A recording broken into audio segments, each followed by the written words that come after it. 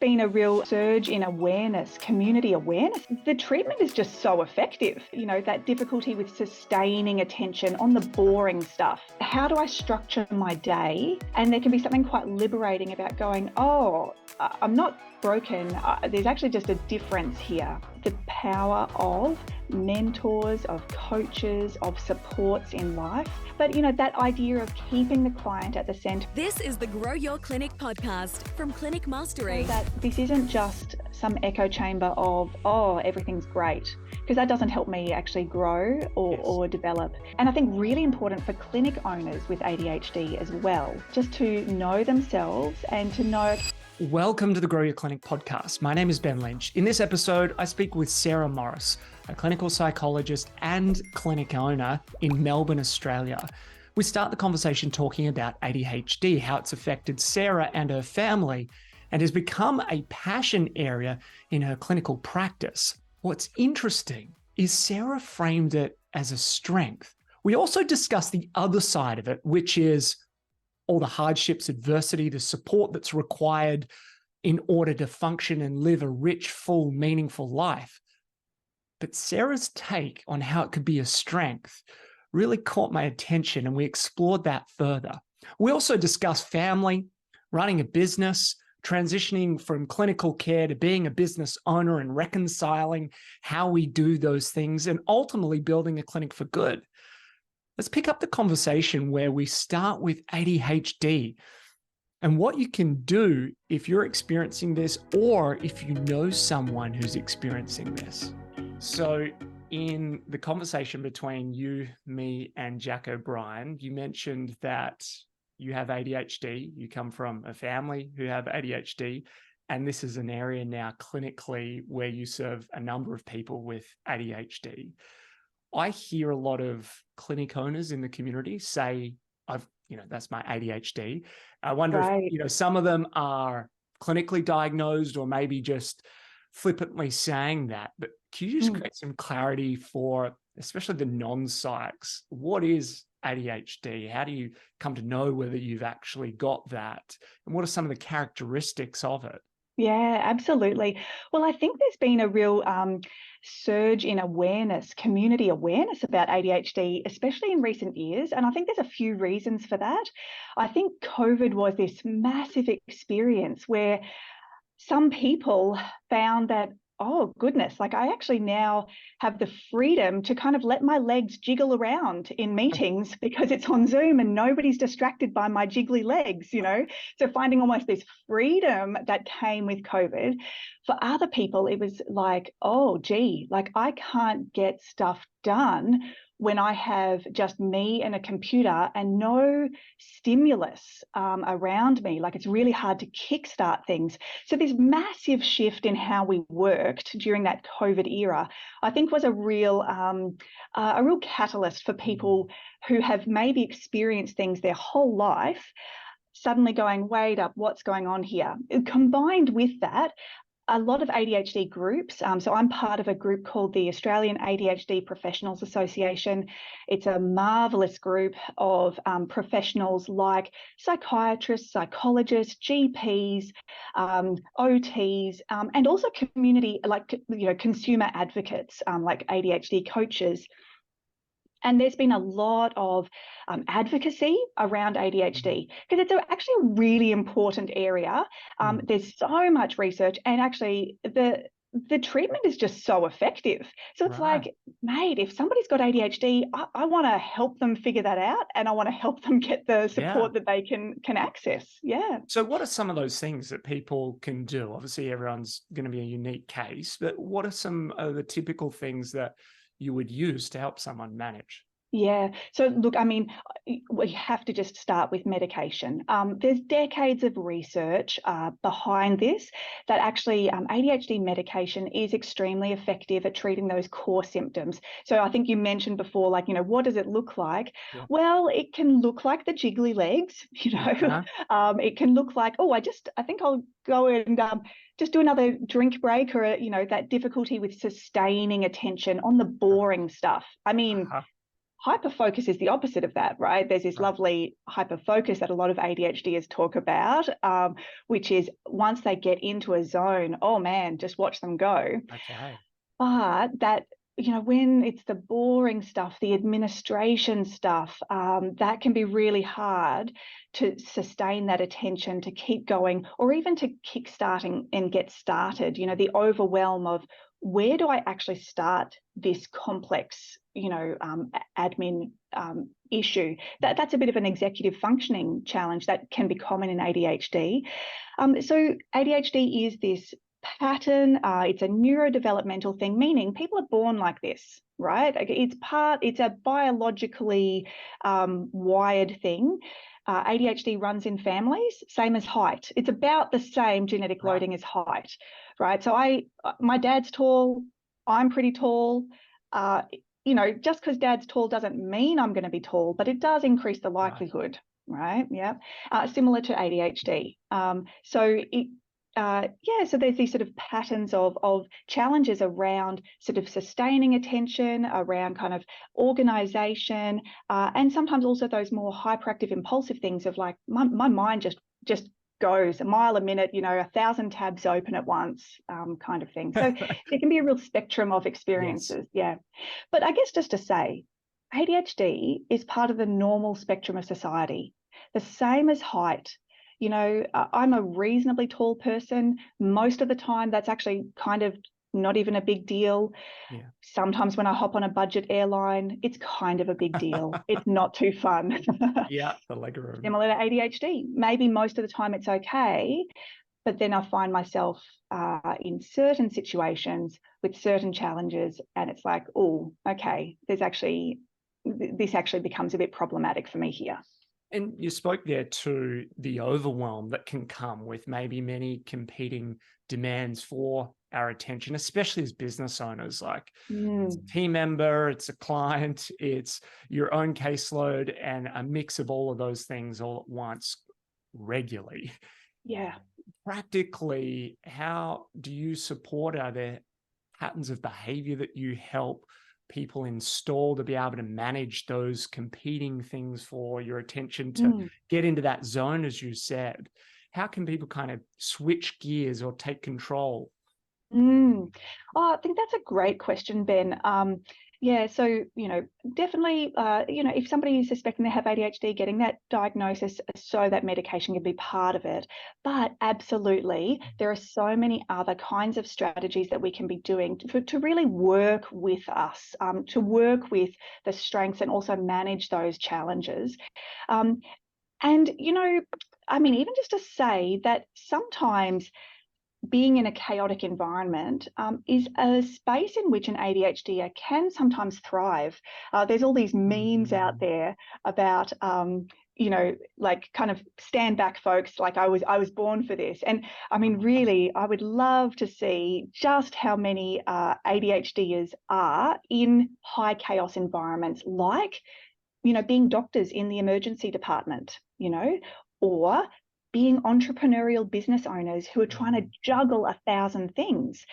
There's something about ADHD that can often be a little bit of an advantage where we seek out these high stimulus environments because there's a little bit of motivation in that stimulus. So when we think about the way that an ADHD brain kind of gets lit up and gets active, it's going to be a little bit different to, say, a neurotypical brain, right? Where rather than sort of being motivated by, what's most important, there might be a lot more motivation about, what's most urgent.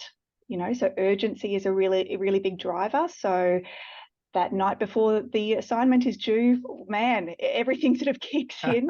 So urgency, but also novelty. And that's where I think, even as business owners, there can often be a lot of novelty, like you're having to solve a new complex problem. And that novelty it can actually be quite motivating. So I think ADHD can bring certain advantages, but then we need to think about what do we do with the challenges? How do we manage when we kind of get these stuck points? And I think there's a few things we can consider there. Yeah. What are some of those things? Because if not a clinic owner who's listening in, maybe they have a team member that has ADHD, and the clinic owner is wondering, how do I support this person to, really thrive in their role when I'm, maybe not a psychologist, I'm an osteopath or a physiotherapist. This is not my background at all, but I really want to support them without it being kind of this excuse or this thing that we have to sort of squash or bury. We want to allow room for it. How do you help a clinic owner that's trying to support a team member in this space, especially when, you want to support them to thrive and performance manage and make sure they're doing a good job? What are some of the things that we can do as clinic owners to be able to support team members who have ADHD? Yeah, that's a great question.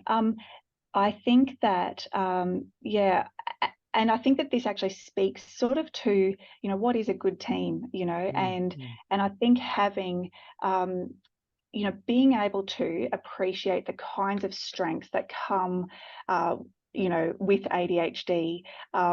There's a fun sort of, way of describing this in the community, which is like, how neurospicy are you, right?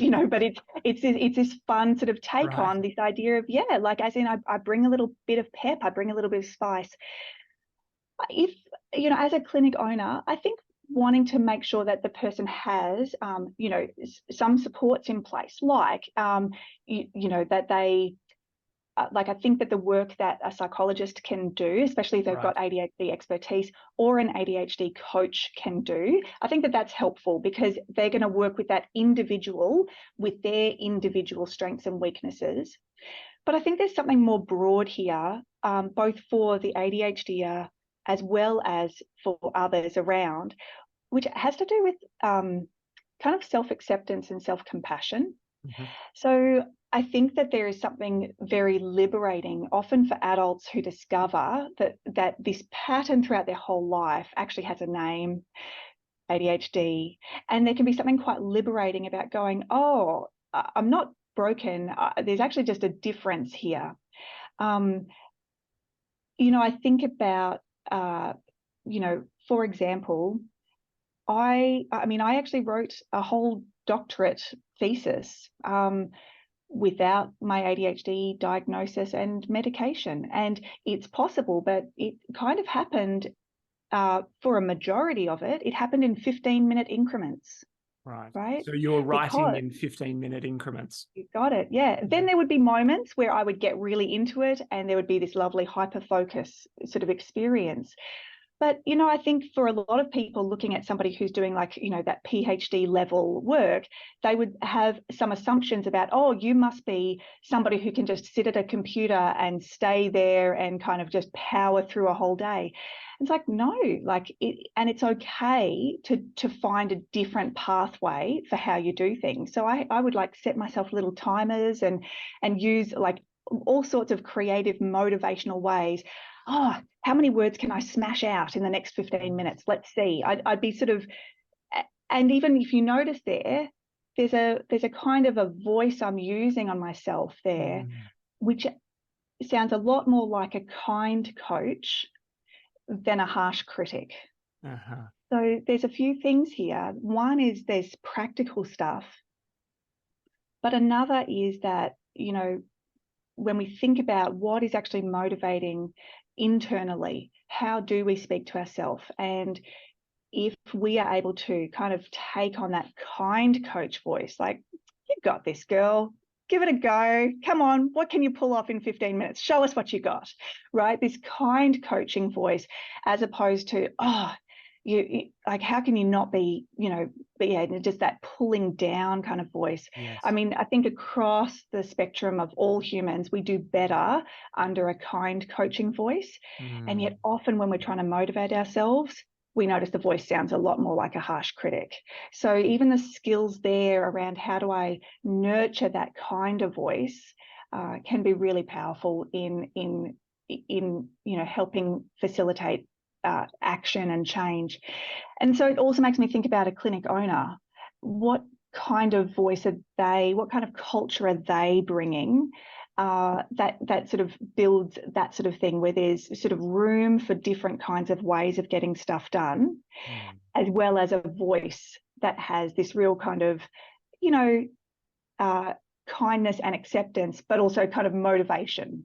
Yeah, it's a really great point around the kindness voice, and can so often empathize with the clinic owner as in this example of being stressed, managing a whole bunch of stuff and wondering why, come on, just get the job done. I'm giving you the resources. So to be able to just take on that kindness voice is a really practical thing. It sounds like as well, novelty is a key element to making that task more engaging, even if it's in short sprints. Yeah, absolutely can be. I guess another thing, and this is where somebody having a psychologist that they're working with or a coach that they're working with, they can learn more about themselves. So for example, realizing, you know what, I do best in the morning. Like that is when my brain is most switched on.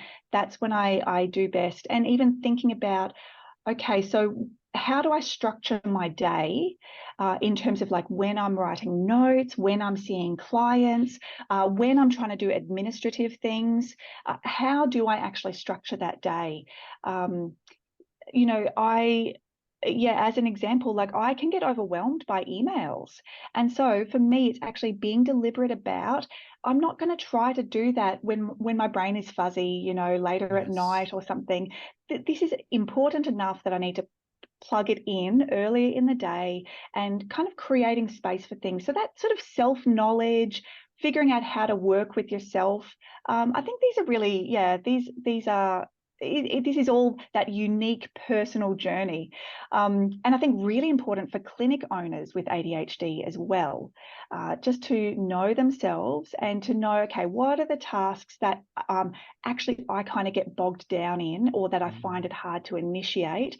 So what can I do in terms of shaping my day to get that stuff done, to make sure it's not always on the back burner? It's a great distinction. I think I see a lot of clinic owners where just this self-reflection exercise would be so valuable to just pause for a moment and think about some of these questions themselves, obviously seek out the relevant professional help. But to be able to figure out what are the moments where they get bogged down, what are the moments and things they do to create flow. You speak about creating a rich, full, meaningful life. Yeah. Which resonates a lot. What does that mean? When I saw that on your website and you've spoken about it before in other episodes, what does that mean? And how do we come to creating a rich, full, meaningful life? Oh, look, I think that this is the heartbeat behind what I am trying to do as a psychologist. I really want to help people to be able to, I guess, make those changes in their life, make those changes in how they're responding to the tricky stuff that shows up within us, the difficult thoughts, the difficult kind of feelings that can show up, so that we can actually be moving towards what actually really matters in our life. I notice this is quite aligned with sort of the clinic mastery sort of perspective on things too, right? It's holding that bigger picture, almost a very values-based sort of framework in mind. But recognizing that the path to a rich, full and meaningful life can be really challenging and fraught, and we need to figure out ways, skills, sometimes even breaking things down, like how do I actually break down this complex sort of pathway so that I can actually be moving towards what matters to me. This is my heartbeat more broadly, but also with, I see a lot of clients with ADHD, lots of amazing professionals with ADHD. I love supporting them. It's also the heartbeat behind my personal life. How do I move towards what really matters? Yeah. You mentioned there, it's, I guess, a version of, it's not always rainbows and butterflies. There's adversity, there's challenges, there's moments where I certainly see a lot of clinic owners wanting to throw the towel in, whether that means sell and exit, like walk out. Literally got a couple of conversations going at the moment. They're just exhausted, they're over it. And in those moments, I know you probably see a lot of it clinically, where people are at a really, maybe a trough, some version of a down moment, and are needing support from others. What are some of the recommendations you have for people who are going through a tough spot at the moment? We know COVID was obviously really challenging for a lot. I'm just anecdotally seeing a lot of, say, clinic owners in the community. It's like they've gotten past that. They've held it all together. And now I'm seeing a lot of people just go, oh, I'm done. Like I'm exhausted. I've held it together for a couple of years now. This is it. In those moments, what are some things that a clinic owner could be doing to work through that situation? Yeah, look, I think that makes so much sense, and I just want to, I don't know, my heart is with this, right? Because it's really easy to feel those feelings, especially when you feel like you've just been slogging away for a really long time, and I do think this. In part comes down to no man is an island. Like we need community and we need others around us. Thinking about the power of mentors, of coaches, of supports in life. I think about the way in which, for example, Clinic Mastery can be kind of providing that kind of real business side coaching. I think that that's a really powerful thing, because I think that maybe sometimes burnout can happen with clinic owners because actually there's just so much we don't know. Like I studied to become a psychologist. There was no kind of business training in that. And then you sort of find yourself in a complex landscape where you're trying to really help and support and nurture your clients, and then meanwhile you're having to make other decisions that you've actually never received any kind of real teaching around. But beyond business, it's also thinking about, okay, so if you're noticing your mental health might be kind of, sort of the shine of life is dimming a little bit. I mean, so you're not able to enjoy things as much. Your mood is sort of shifted a bit, or you're noticing anxiety is kind of a little bit bigger than what it normally is. I mean, or sleep is a little bit out of whack. Maybe eating's a little bit out of whack.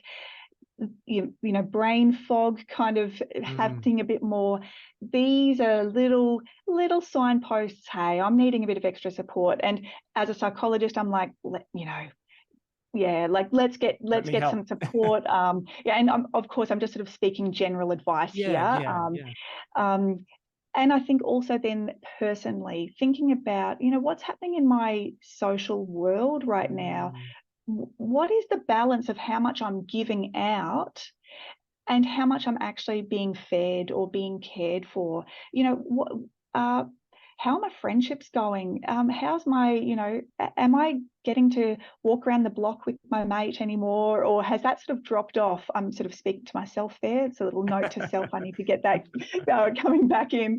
So it's really easy for life to get a bit out of whack. It's a very human experience, and I think it's little signposts. I need to do some tweaks. I need a little bit of extra support here.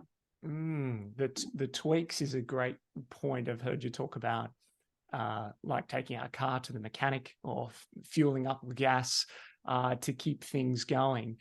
How do you do that personally? You're a psychologist. You understand the brain, how it works, and you're in business. You're a business owner as well.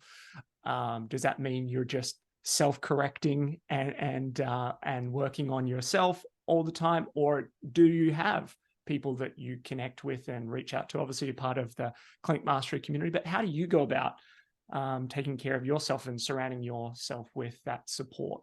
Yeah, look, I am a fellow journeyer. I am in this road of learning and figuring stuff out and developing. For me personally, I have got some amazing people in my life, amazing long-term friends. I was thinking about, a personal mentor who I've known since I was a teenager, and it's sort of gone from mentorship into more like friendship, but it's just a very life-giving relationship. Friends that are, where I feel like I can be very much myself with. I mean, that's really powerful for me. I've got a beautiful family and lovely husband, and that's very life-giving. I've noticed lately just really enjoying walking. Our family's sort of pondering maybe getting a little bit more into hiking as a bit of a shared activity. Yeah.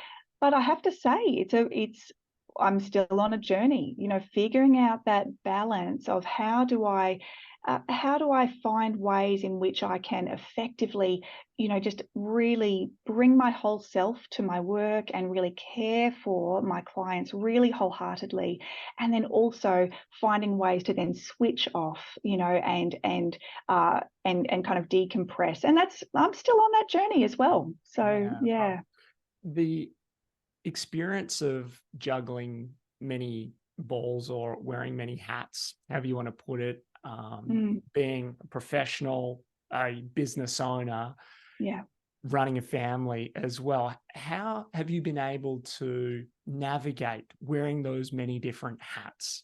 Well, for the ADHDers out there, I want to say, guys, it can be this great little thing. I think that part of there was a beautiful study that was done on ADHD strengths, and some of the top ones that came out, one of them was creativity, which I think a lot of ADHDs go, that rings true. But another one really interestingly was impulsivity, framed as a strength.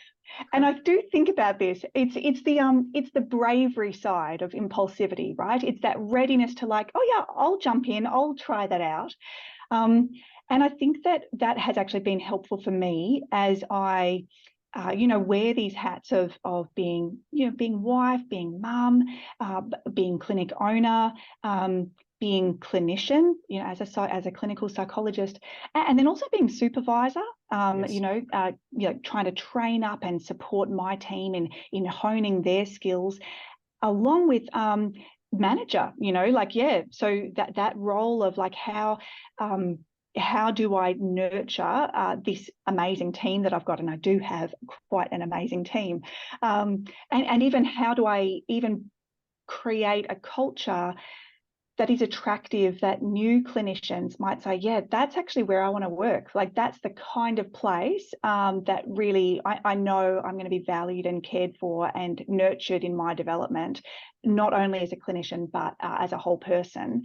So I think that sometimes my ADHD actually kind of is a little bit of a strength here, because it's like I enjoy the novelty of shifting roles. I don't mind juggling lots of things. I can get overwhelmed, but I think that actually has been something that has been really fun about what I do. I actually really thrive on that variety of what my week looks like. I love the shift in framing towards strength.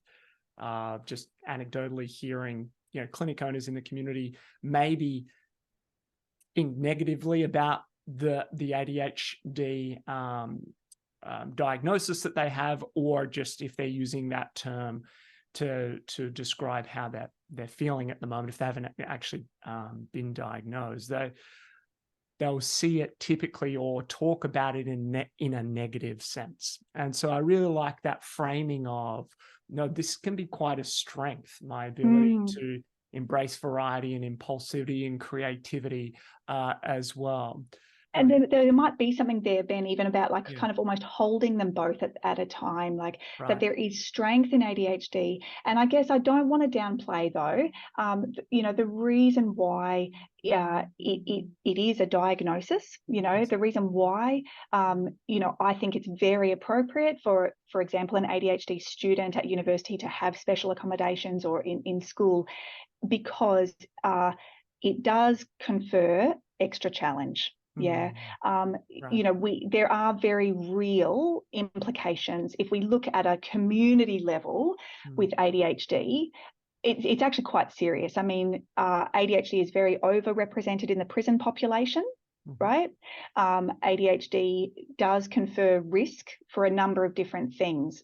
Greater risk for difficulty with addiction, like substance use, as an example, or teenage pregnancy, and early death by misadventure. I mean, like I guess I want to kind of hold these two realities that, there's like these unique strengths, and I don't want to downplay the very real impacts of ADHD. I think that sometimes things like, for example, having a high IQ. I mean, it's a useful thing kind of across the board, but that also can be a bit protective, for some people. But when there's been maybe ADHD as well as community sort of socioeconomic disadvantage, actually it's a very real thing. I think some people that I meet with ADHD, I would love to see, for example, the NDIS broaden out so that that functional impairment that they're experiencing could actually be supported, because for some people, ADHD actually is disability.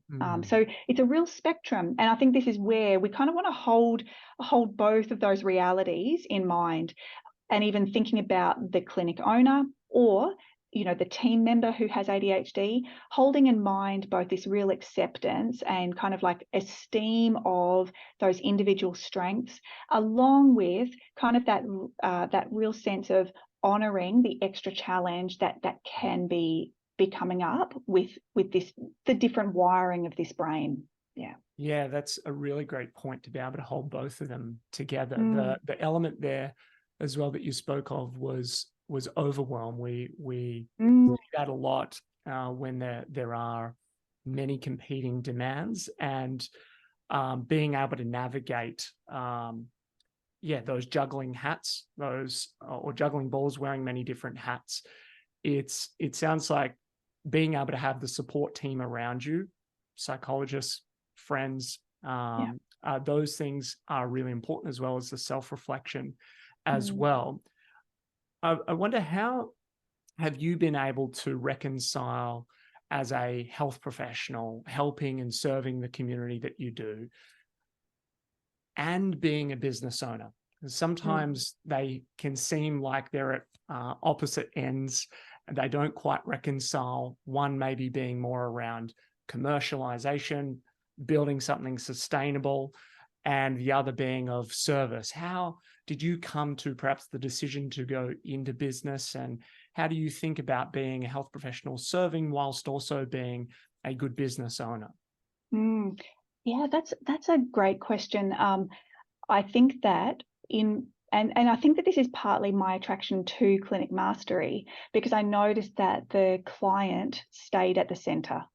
That actually this was, and that felt very aligned with where I stand. I've gone into psychology because I actually care about helping people move out of a space that is really, really difficult and into that, rich, full and meaningful life.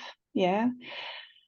And I want to be able to hold that still as the clinic owner. So thinking about, how do I create a really quality offering that really supports clients, where they genuinely are feeling cared for and supported, and doing that in a way that is actually sustainable as a business owner. I think when I first began, I just really didn't know much about business. I feel like I've been on a real journey. Clinic Mastery has been a really important part of that for me. But even, for example, I love, even just recently, I was doing some training on through Clinic Mastery on the client experience, and that really is quite central. So some examples for me are, I got feedback a while ago from a lovely client with ADHD who said, "Sarah, I can't be the only one, but I noticed that when I need to find the telehealth link, I have to search through all of my emails because you send it a few days ahead of time. I need it the day before with the telehealth link so I can easily find it." And I just thought, oh my goodness, thank you so much for that feedback. It's such an easy thing for me to provide.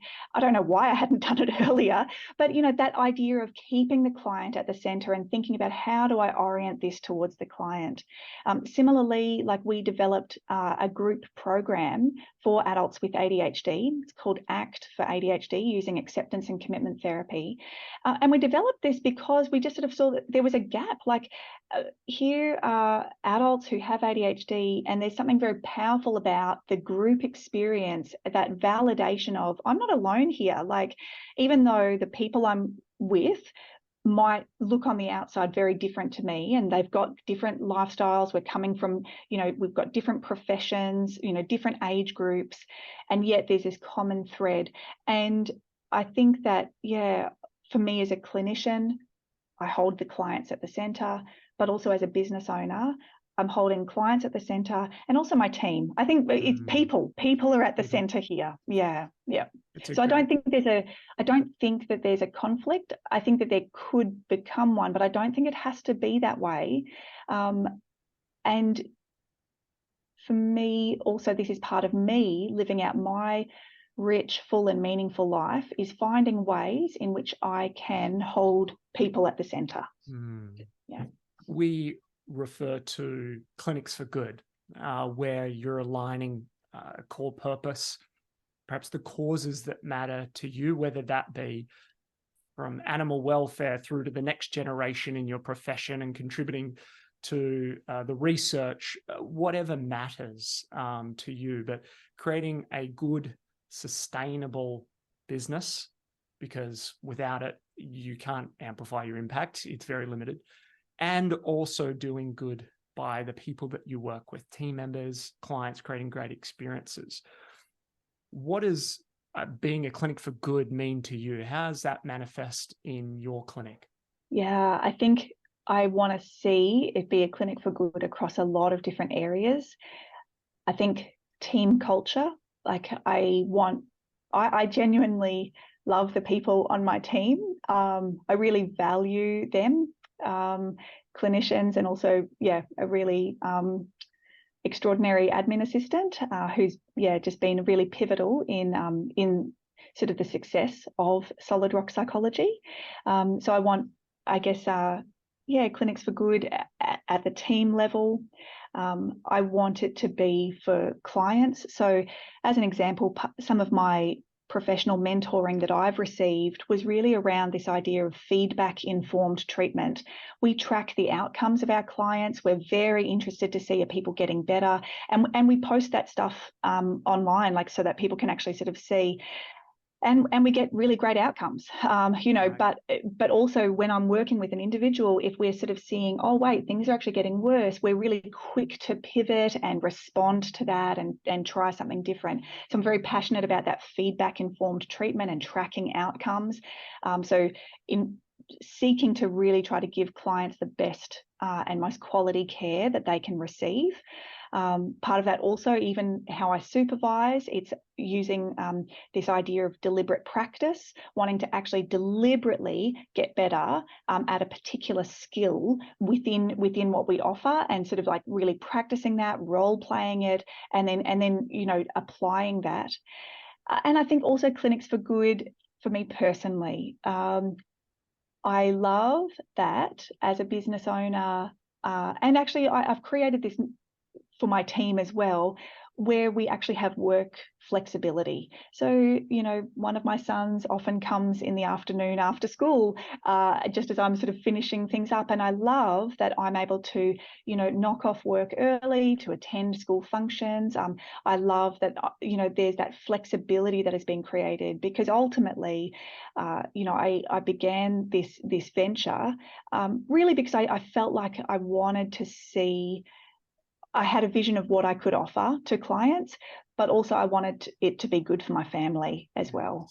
That's such a common thread that I hear a lot of in my work between the people that join the SIM community, is that there was a vision they had for their clients, the way, the experience they wanted to provide their clients, and they needed some support and structure to be able to help bring that to life.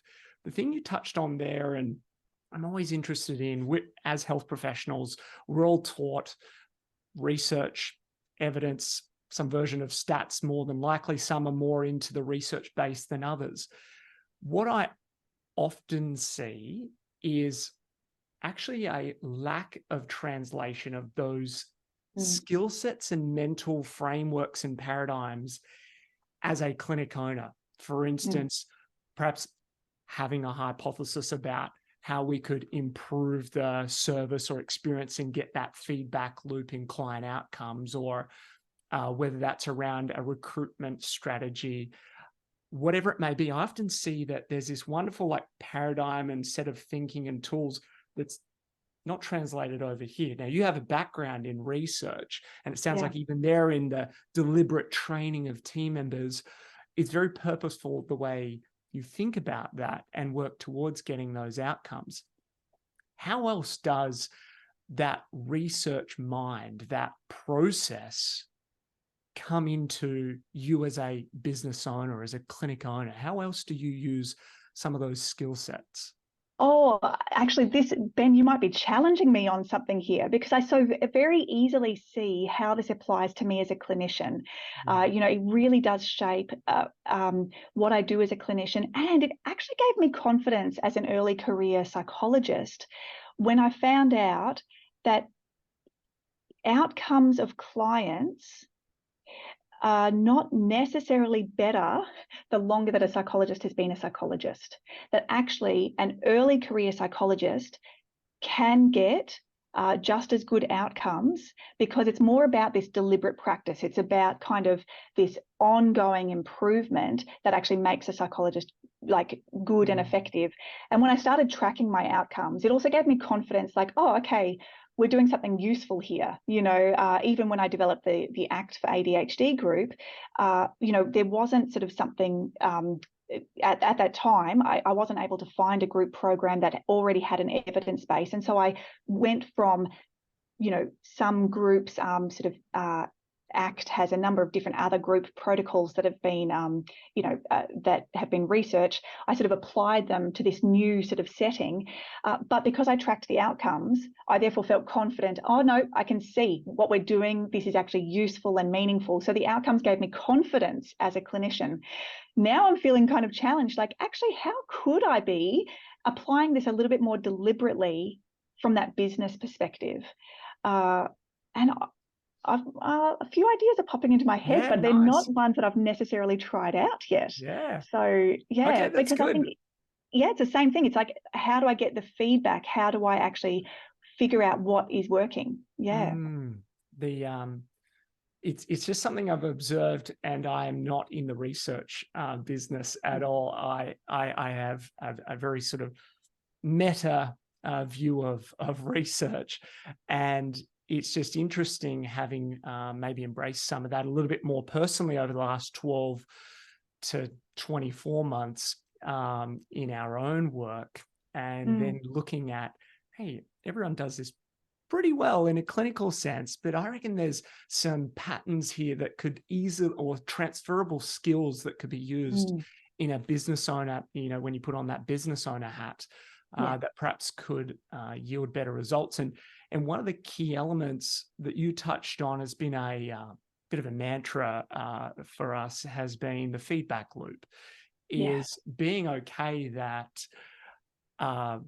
you might get it wrong. You're more than likely going to get it wrong. There's going to be some feedback loop that reveals you're not doing something as well as you thought you were. Yes. Which is confronting, because I certainly see, broadly, a lot of health professionals are that A-grade student, especially if you're in business. They would typically say they've got that streak of perfection, and they want to do things right, and they're not often confident to give it a crack unless they know they're going to get a good outcome. But that sort of willingness almost to test, to have an assumption about something, test it, validate it, get a feedback loop, and then improve.